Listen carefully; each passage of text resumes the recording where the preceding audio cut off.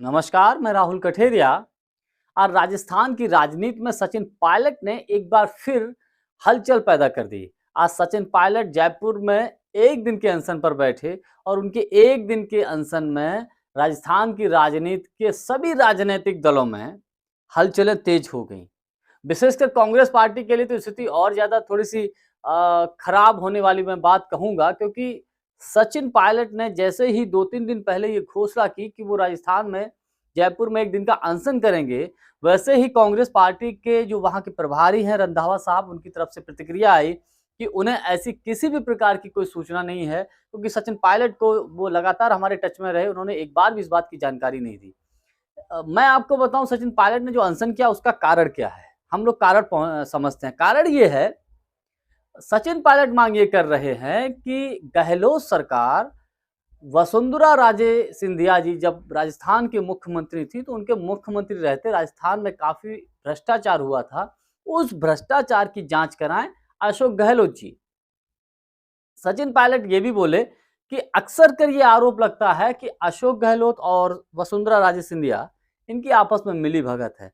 अगर अशोक गहलोत जी वसुंधरा राजे सिंधिया के ऊपर कार्रवाई करते हैं तो ये जो लोगों में सस्पेंस है, ये भ्रम की स्थिति है, ये भी दूर हो जाएगी। ये सचिन पायलट का कहना है। मैं आपको बताऊं, एक तरीके से सभी जानते हैं, जग जाहिर है कि अशोक गहलोत जी और सचिन पायलट के बीच 36 का आंकड़ा है। सचिन पायलट जो वसुंधरा राजे सिंधिया को हथियार बनाकर अशोक गहलोत जी के ऊपर निशाना साध रहे हैं। सभी जानते हैं कि मानेसर कांड के बाद किस प्रकार से सचिन पायलट एक तरीके से जो उनकी विश्वसनीयता थी उस पर सवालिया निशान खड़े हो गए थे, लेकिन पिछले तब से लेकर अब तक वो बराबर चुप ही रहे। लेकिन अब उनके इस कदम को कांग्रेस के जो दिग्गज बड़े और नेता हैं, जयराम रमेश जी, उन्होंने भी ट्वीट किया है। वहाँ के प्रभारी रंधावा साहब, उन्होंने कहा है कि ये एक तरीके से यूं कहूं कि कांग्रेस हाईकमान की अवहेलना मानी जाएगी, पार्टी के अनुशासन के विपरीत इस बात को माना जाएगा। तो अब देखने वाली बात यह है कि सचिन पायलट ने एक दिन का अनशन भी कर दिया है। विशेष बात ये रही, सचिन पायलट की इस अनशन में जो अनुमान भीड़ का लगा रहे थे उससे ज्यादा लोग वहां पर इकट्ठे हुए। बड़े बुजुर्ग, माताएं, बहनें, सभी लोग इस उनके अनशन में इकट्ठे हुए। था तो ये केवल प्रतीकात्मक तौर पर एक दिन का अनशन, लेकिन राजस्थान की राजनीति में ये बहुत कुछ कह गया। अब हम बात कर लेते हैं कि जो कर्नल किरोड़ी लाल मीणा साहब ने जो है सचिन पायलट के बारे में ये कहा है कि ये पद की लड़ाई है, ये कुर्सी की लड़ाई है और इसके अलावा ये कुछ भी नहीं है। क्योंकि सचिन पायलट ये चाहते हैं कि अशोक गहलोत राजस्थान के मुख्यमंत्री पद से हट जाएं और वो राजस्थान के पद पर आसीन हो जाएं, लेकिन अशोक गहलोत ये चाहते हैं कि वो राजस्थान के मुख्यमंत्री बने रहें।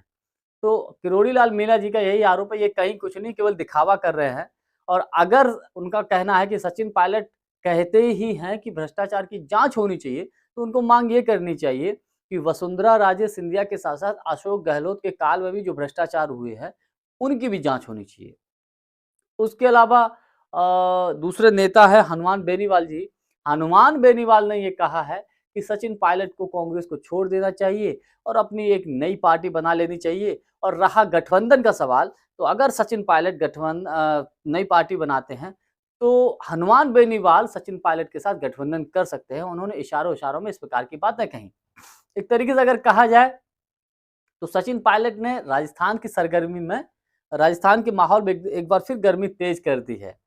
और चूंकि सचिन पायलट के मानेसर कांड के बाद कांग्रेस में हालांकि उनकी विश्वसनीयता पर सवाल नहीं उठाया जा सकता था, लेकिन मानेसर कांड के बाद लोग थोड़ा सा संशय रखते थे। तो एक बार फिर जब सचिन पायलट ने ये सब किया है तो कांग्रेस के प्रभारी जी की तरफ से, अन्य नेताओं की तरफ से हिदायत भी दी गई थी, लेकिन उसके बावजूद सचिन पायलट ने अनशन किया।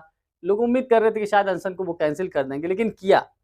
तो अब देखने वाली बात ये होगी कि क्या सचिन पायलट के ऊपर कांग्रेस का हाईकमान कार्रवाई करता है या उनको भी छोड़ देता है। ये आने वाला वक्त बताएगा। आज के लिए बस इतना ही।